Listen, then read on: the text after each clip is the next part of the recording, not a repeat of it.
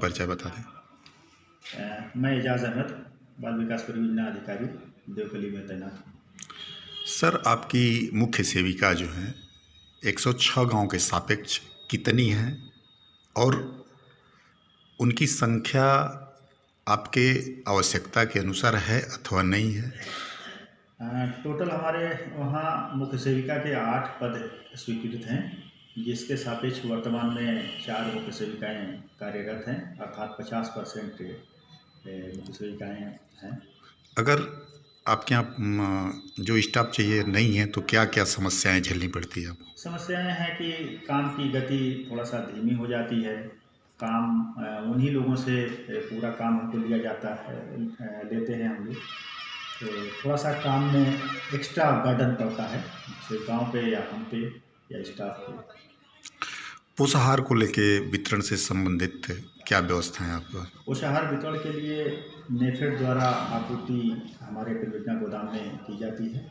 इसकी आपूर्ति के पश्चात इसका सत्यापन कराया जाता है ब्लॉक या तहसील स्तरीय अधिकारियों से। इसके सत्यापन के उपरांत यहाँ स्वयं सहायता समूह की महिलाएं आती हैं अपना साधन लेके।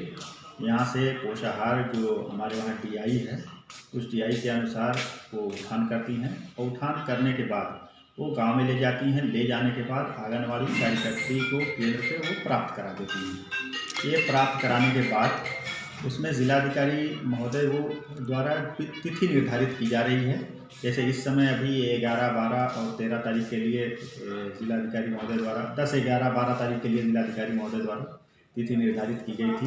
इस दौरान ग्राम प्रधान, शिक्षा मित्र, आंगनबाड़ी कार्यकर्त्री और स्वयं सहायता समूह की उपस्थिति में कार्यकर्त्री द्वारा पोषाहार का वितरण कराया जाता है। कुपोषण पे क्या व्यवस्था है आपके पास? कुपोषण के लिए हमारे वहाँ आंगनबाड़ी कार्यकर्त्री को उसकी पहचान के लिए वज़न मशीन और एक लंबाई नापने के लिए स्टेडियोमीटर और इन्फेंटोमीटर, यानी 2 साल से कम के बच्चे के लिए इन्फेंटोमीटर और उससे ऊपर के बच्चों के लिए स्टेडियोमीटर उपलब्ध कराया गया है, जिससे वो देखती हैं कि बच्चा किस कैटेगरी में है। उसमें 3 श्रेणी चिन्हित होकर आती हैं। एक तो सामान्य है तो ठीक है, दूसरा मैम श्रेणी है, तीसरा जो सैम श्रेणी है। इस सैम श्रेणी के बच्चों को जो चिन्हित होते हैं, अगर उनके अंदर कोई कॉम्प्लिकेशन, कोई बीमारी है, जैसे उसमें भूख न लगना या डायरिया है, दस्त है या फिर उनको बार बार संक्रमण हो रहा है, तो इन बच्चों को गांव में रख के उनका इलाज नहीं किया जा सकता है। इन बच्चों को जिला अस्पताल में पोषण पुनर्वास केंद्र बना हुआ है, अर्थात एक बच्चों का एक वार्ड बना हुआ है। उसमें स्टाफ नर्स हैं, डॉक्टर्स हैं, बच्चों के स्पेशलिस्ट हैं, जिसमें उनकी देखरेख होती है। वहाँ उनके रहने, खाने और इलाज, हर चीज़ की सुविधा एकदम निःशुल्क है।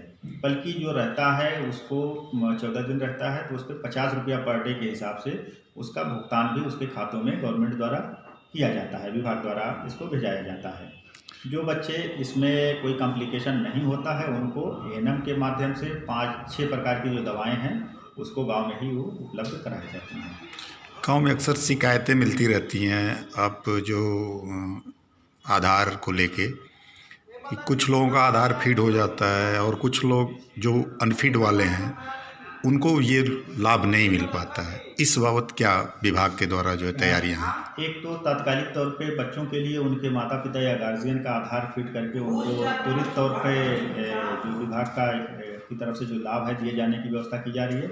उसके अलावा जनपद में 2 मशीनें, एक मशीन परियोजना कार्यालय पे होगी जिसमें बड़े लोगों का और बच्चों का भी आधार बन सकता है, और दूसरा एक टैबलेट है जिसको गांव-गांव उसको घूम भी सकता है, उसको ले जाके टैबलेट के माध्यम से आधार बनाए जाने की व्यवस्था की जा रही है।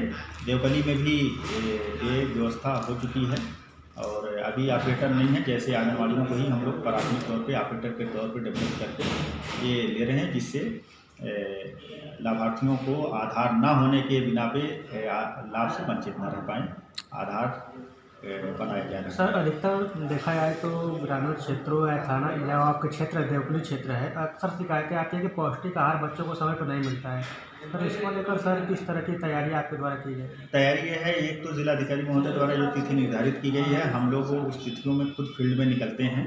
तो चूँकि क्षेत्र बड़ा है, हम लोगों को के पास थोड़ा स्टाफ कम है, तो हर जगह तो नहीं पहुँच पाते हैं। तो दूरभाष के माध्यम से भी हम लोग ग्राम प्रधानों को फ़ोन करते हैं, शिक्षा मित्रों को खंड शिक्षा अधिकारी के माध्यम से सूचना दी जाती है कि आप लोग उपस्थित रहेंगे। और स्वयं सहायता समूह के लोग भी उपस्थित रहेंगे, जिससे अधिक से अधिक लोग जब वहाँ रहेंगे, विकर्ण कराने में सहयोग करेंगे, तो इस तरीके की शिकायतें निश्चित रूप से कम होंगी।